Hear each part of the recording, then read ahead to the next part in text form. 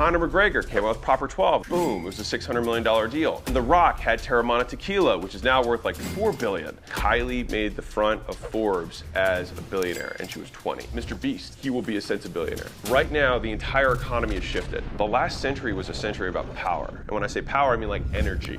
The wealthiest individuals of the last century were built on oil. The biggest companies were all energy companies. Fast forward today, 4 out of the top 5 biggest companies in the world are not built on the old oil, but the new oil. And the oil of today is attention. Rise in teens on TikTok. The thing that is being pumped and drilled every day is the attention of the masses. You have 24 hours a day that your ears are open. You have 24 hours a day that your eyes are open. And so the idea is, how can we capture as many of those hours from as many people as possible, and the war for our minds? For me, the stuff is all about like helping people connect. A friend of mine, Ryan Fisher, just showed me a clip on his phone of a podcast that I did with him. And this is when I wasn't really, actually I didn't do any podcasts. I wasn't doing any speaking stuff. Like all I was doing was building Gym Launch and Prestige Labs. I was like, screw content, just run ads. I don't want to be known. I want to be rich and unknown. It's funny because he was like, and now you're not doing that. I was very against it. And then what happened, Kylie made the front of Forbes as a billionaire, and she was 20. And at the time, I was 27, and I think I had taken home 17 million in income the year before. I was on pace to do like 13 to 15 that next year in terms of take home. And I thought like I was hot shit. And then this girl, who's 7 years younger than me, fucking crushes me in net worth. And I was like, wow. And so it was just this huge belief shift for me where I was like, what am I doing wrong?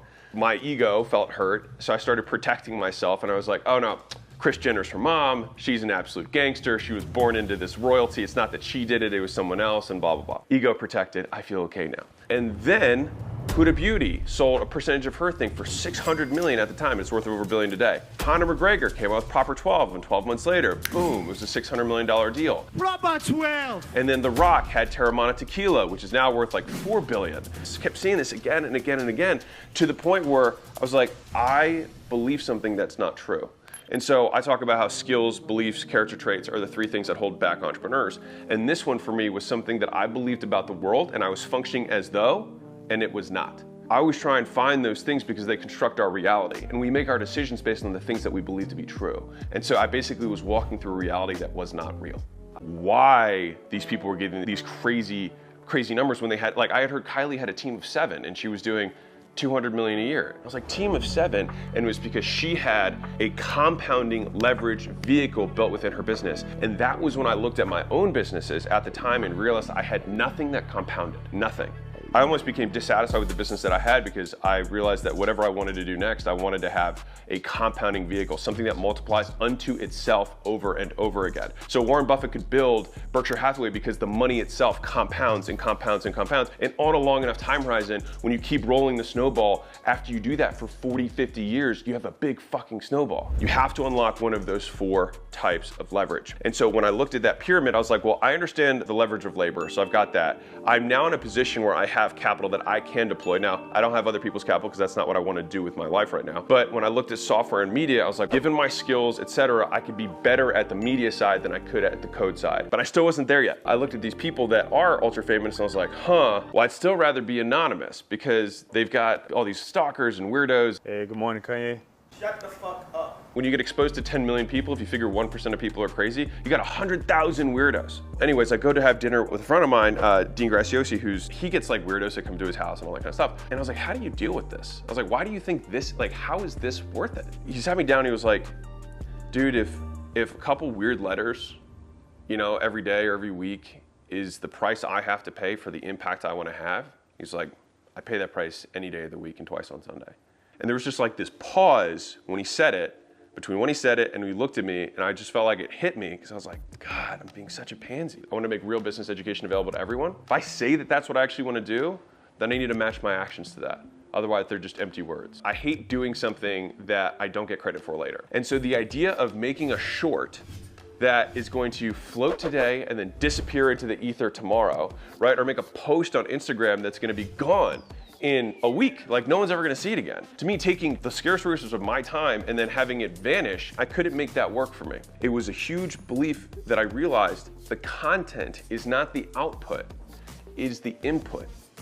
The output is the audience. And the audience is what compounds. The audience is what sticks. You're gathering the scarce resource, and the audience is the thing that pumps attention over and over again. You've got MrBeast. I think he opened up a restaurant in a local area and had 10,000 people show up at a local restaurant. I don't think people realize that he's 24 and media compounds. I will make a prediction that he will be a sensibillionaire. Not just a billionaire, but a sensibillionaire. And so becoming a master of media is a huge way of creating leverage. Because if Kylie can just point, or MrBeast can just point, and then you have 100 million people who buy anything, you have $1 billion plus company. But once that shifted in me, I'd stop seeing it as a waste, because I thought if I got one more person who's gonna see this short, or see this long, or see this post, or see this tweet, or see this whatever, that was the point. The reason Huda, The Rock, Conor McGregor, Kylie were able to translate their attention into money, one, they spent a long time building it, right? And amassing that attention, because they knew that the moment they did decide to monetize it, it was right there. Think about how long The Rock has been building the brand of The Rock before he signed his deal with Under Armour, before he made Terramana, before he made Zoa. 20 years he'd been building this brand. People piss and moan about the fact that, they posted content for 4 weeks and they're not famous yet. One is they waited a really long time, and they didn't ask, they gave. They give to their particular audience. The longer you can wait, the bigger the ask can be at the end. The longer the runway, the bigger the plane that can take off from it. The next thing is that the thing they chose to monetize from was on brand. This is something that their audience already dug. The Rock signing the deal with Under Armour makes complete sense, because fitness is a core part of his brand. It's about drive, it's about power. We stay hungry, we devour. Like, all of that is something that Under Armour wanted to tap into to associate their brand with. The biggest brands that exist come from the endorsements of celebrities. We can't be Kim Kardashian. A girl can't be Kim. So Kim is the ultimate status. Then Dolce & Gabbana signs Kim and says, wear our shit. People then see the status that Kim has and associate it with Dolce & Gabbana. And then little lady who's got money and doesn't have status trades her money for the bag that she can associate with Kim to get the status. That's the game. Let's look at LeBron and Nike. They wanted to sign him because they figure he is going to be iconic. He is iconic, right? And they wanted to associate Nike, victory, with somebody who's victorious. Because a brand can't be victorious in and of itself. It's not a person. And so they got to find the people who embody the spirit and the values of their brand. They make the endorsement, people make the association in their mind, and then they buy the brand to get the association of the thing they could never do but always aspire to.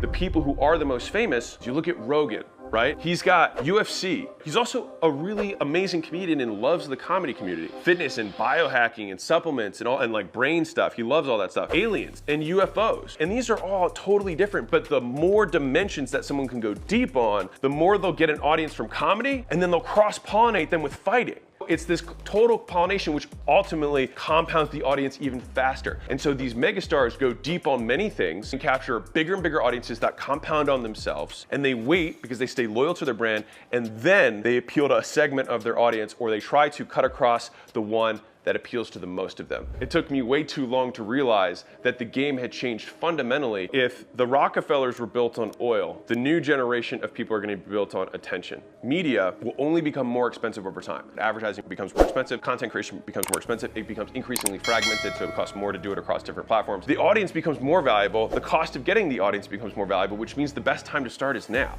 The people who will become the new sensibillionaires, etc., is going to be people who can do three things. They have to be able to capture, they have to be able to hold, they have to be able to multiply attention.